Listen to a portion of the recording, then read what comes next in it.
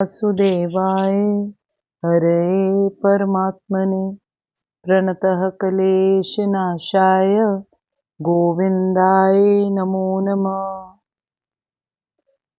ओम श्री गणेशाय नमः, श्री सीताराम नमः, श्री राधे श्याम नमः, उमापति महादेव की जय, श्री गुरुवे नमः, श्री हनुमते आंवराजिए, सब संतन की जय, सब भक्तन की जय। जय जय सीताराम, जय जय राधे श्याम, श्री हरिवंश, श्री हरिवंश, श्री हरिवंश। एक सेकंड होल्ड कर। राम राम जी। अथवा वैराग्यवान पुरुष उन लोकों में ना जाकर ज्ञानवान योगियों के ही कुल में जन्म लेता है। परंतु इस प्रकार का जो ये जन्म है सो संसार में निसंदेह अत्यंत दुर्लभ है। भगवान जी यहाँ बोल रहे हैं कि अगर कोई दीर्घ काल तक योग करता रहता है पर वो असफल रहता है एंड टाइम में, तो वो ऐसे योगियों के कुल में जन्म लेता है जो अति बुद्धिमान है। और साथ में भगवान जी ये भी बोल रहे हैं कि इस प्रकार का संसार में ऐसा जन्म बहुत मुश्किल से प्राप्त होता है। तो जैसे संगति होती है वैसे रंगति होती है। ऐसे माहौल में जो व्यक्ति रहता है वो उन्हीं के जैसा हो जाता है। बुद्धिमान पुरुष योग पथ पर चलता है, इसी कारण वो किसी वजह से पथभ्रष्ट हो गया था, जिसकी वजह से वो अपनी अधूरी शिक्षा में रह जाता है। पर वो बोलते हैं कि भगवान जी कह रहे हैं कि उसके एफर्ट्स जो हैं वो वेस्ट नहीं होंगे। वो अगले जन्म में ज्ञानवान योगियों के कुल में जन्म लेगा और ऐसा जन्म दुर्लभ है, उसका वेस्ट नहीं होएगा, पर वो ज्ञानवान और विद्वानों के कुल में उसको हर वो सुविधा उपलब्ध होगी जिससे उसको आध्यात्मिक प्रोत्साहन मिलता रहे। और जो आचार्य गोस्वामी वगैरह होते हैं वो विद्वान होते हैं, वो परंपरा के कारण ही श्रद्धावान रहते हैं। ऐसे परिवार का हिस्सा होना व्यक्ति के लिए बहुत सौभाग्य की बात है। ये भगवत भक्ति का प्रशिक्षण उसको बचपन से ही यहाँ पर मिलता रहता है। और वो अच्छी तरह बोलते हैं भगवान जी की जो अच्छे कर्म है उनका नतीजा हमेशा अच्छा होता है। या ईश्वर खुद अपने मुंह से कह रहे हैं जो आपने पास्ट में योग अटेम्प्ट किया है वो व्यर्थ नहीं जाएगा। उसका जन्म अच्छी जगह हुआ है और उसके लिए एक बहुत अच्छी अपॉर्चुनिटी है कि वो आगे जाकर बढ़ सके। अब देखने वाली बात है कि भगवान कृष्ण की बातों को अगर हम फॉलो करने से हर प्रकार से हमको फायदा ही फायदा होता है। हम तो कर्म चक्कर के घेरे में फंसे ही हुए हैं सारे के सारे। और अज्ञानता अगर हमारी लाइफ में रहेगी तो हम गलत कार्य फिर से करेंगे, और गलत कार्य अगर हम करेंगे तो इस आवागमन के चक्कर से कभी नहीं बच सकते, उसमें वापस फंसते रहेंगे। पुनरपि जननम पुनरपि मरणम। अगर हम पार हो जाते हैं, भगवान जी कह रहे हैं, योग ध्यान शास्त्र अध्ययन नाम जब से हमने अपनी पास्ट लाइफ काटी हो तो परमात्मा प्राप्ति हमारे को होगी होगी। पर अगर हम कहीं भटक जाते हैं या अटक जाते हैं तो इन सब का फायदा भगवान जी कहते हैं आपको अगले जन्म में प्राप्त होगा। वेस्ट नहीं होगा आपका जो भी आपने काम या कार्य किया हुआ है, वो आपका हमेशा, जैसे वो क्या कहते हैं, बैंक के अंदर हमने एफडी की हुई है, कुछ सालों बाद वो कैश हो जाएगी, पर वो पैसे आपके ही हैं। पर अभी अगर आप यूज करना चाहो आप यूज नहीं कर सकते। ऐसे ही वो बोल रहे हैं अगले जन्म में आपकी वो पास्ट एफडी जो है वो कैश हो जाएगी और आपके पास एक बैकअप प्रोवाइड हो जाएगा। श्लोक संख्या नंबर 43।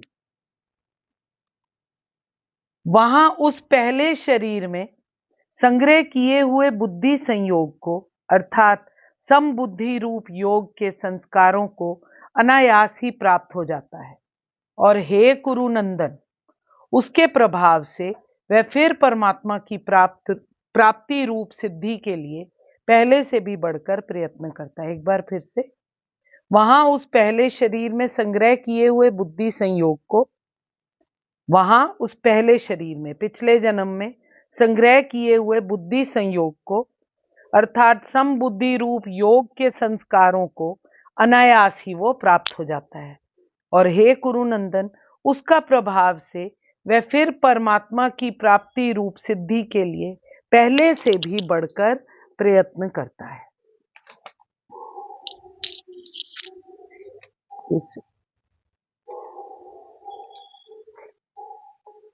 इसको बिल्कुल सिंपल वर्ड्स में अगर हम कहें कि जो दीर्घ काल तक योग करने के बाद असफल रहते हैं ऐसे योगियों के कुल में जन्म लेता है जो अति बुद्धिमान है।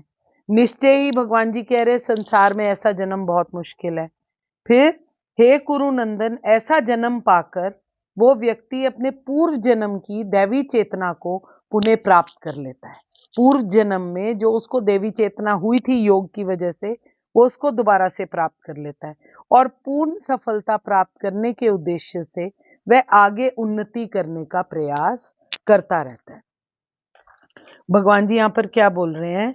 भगवान जी कह रहे हैं कि अगर सच्चे मन से अपने मन को वश में करने के लिए वो योग के रास्ते पर चल रहा था, पर किसी कारण अपनी जर्नी को उसको अधूरा छोड़ना पड़ता है और उसकी जर्नी रह जाती है, तो भगवान जी कह रहे हैं घबराओ मत, आपने जो इन्वेस्टमेंट की है ना, मैं उसको रिकॉग्नाइज करूंगा।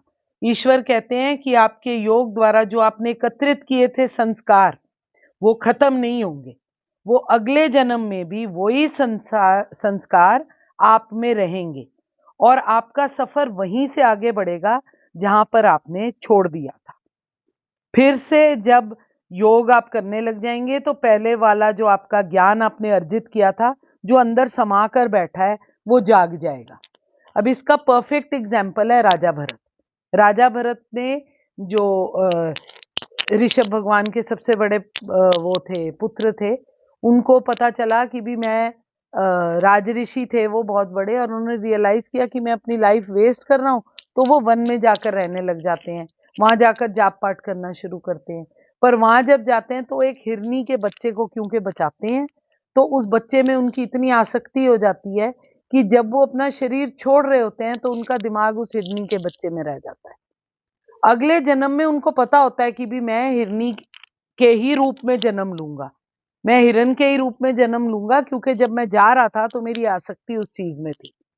तो अगले जन्म में उनको पता होता है कि मैं ये जन्म ले, मेरे को पूरा जन्म काटना पड़ेगा और इसके रूप में काटना पड़ेगा। उनको ये भी पता होता है मेरे को भगवत प्राप्ति जो होगी वो तीसरे जन्म में जाकर होगी, जिस जन्म में हम उनको जड़ भरत के नाम से जानते हैं। जड़ भरत को पता था, इसीलिए वो बहुत योगी और विद्वान व्यक्ति के कुल में पैदा हुआ। राजा भरत को तीसरे जन्म में जाकर भगवत प्राप्ति हुई, क्योंकि वो भजनानंदी ब्राह्मण कुल का हिस्सा बने और उन्हें उत्तम जन्म की वजह से अपनी दिव्य चेतना प्राप्त हुई। अल्प आयु में ही उन्हें आध्यात्मिक सिद्धि मिल गई, जो कि वो एकांतवास करते रहते थे, अकेले रहते थे, किसी से बोलते नहीं थे, पागलों सा व्यवहार करते थे। लोग सोचते थे उनको पागल है, कोई उनसे कनेक्शन करने की कोशिश नहीं करता। उन्होंने अपने माता का दूध तक नहीं पिया था, क्योंकि उनको लगता था कि अगर मैं ऐसा करूंगा तो मुझे अपनी माता से स्नेह हो जाएगा और मेरी अटैचमेंट हो जाएगी और मैं भगवान जी से दूर हट जाऊंगा। जब राजा रहुगन उनको मिले और उनके महानतम योगी क्वालिटीज को उन्होंने पहचान लिया, इससे ये पता चलता है कि जो योग अभ्यास है वो कभी भी व्यर्थ नहीं जाता और अगले जन्म में ऐसा सुअवसर प्राप्त होता रहता है। भगवान जी आपको वो अपॉर्चुनिटीज देते रहते हैं कि आप रियलाइज करो कि आप योग सिद्धि कहाँ तक कर चुके हो, कि व्यक्ति पूर्ण सिद्धि इस जन्म में प्राप्त कर सके। अब जैसे हमारा इंटरेस्ट थोड़ा बहुत शास्त्रों में है, अगर हमको पूर्व जन्म की हमारी कोई जर्नी नहीं होती तो हम यहाँ इंटरेस्ट से बैठकर ये सब नहीं सुन सकते थे। सेम चीज भगवान जी ने दिखाई है गजेंद्र मोक्ष के अंदर। गजेंद्र को पता था जो क्या कहते हैं, गजेंद्र जब अपनी वाइफ के प्रेम में और अपनी फैमिली के प्रेम में घुसा रहता है, वो मद हाथी अपनी हथनियों को लेकर जल क्रीड़ा करने के लिए जाता है, तो वहां पर एक ग्राह उसका पैर पकड़ लेता है और सडनली उसको पूर्व जन्म के संस्कार याद आते हैं कि मैं कैसे भगवान जी का भजन करता था, और उसके मुंह से ऑटोमेटिकली वो वहां अपनी सूंड से कमल का फूल उठाता है और भगवान जी की स्तुति करने लग जाता है। और जब वो स्तुति करने लग जाता है तो परमात्मा प्रकट होकर उसको उसका उद्धार करते हैं। ये सारी चीजें पहले पहले की चली आ रही हैं। 4 साल की मीरा भाई परमात्मा पर कैसे कुर्बान होगी? 4 साल के बच्चे को तो होश ही नहीं होते, वो तो जिद कर रहा होता है चीजों के, पर वो परमात्मा के लिए जिद करती है।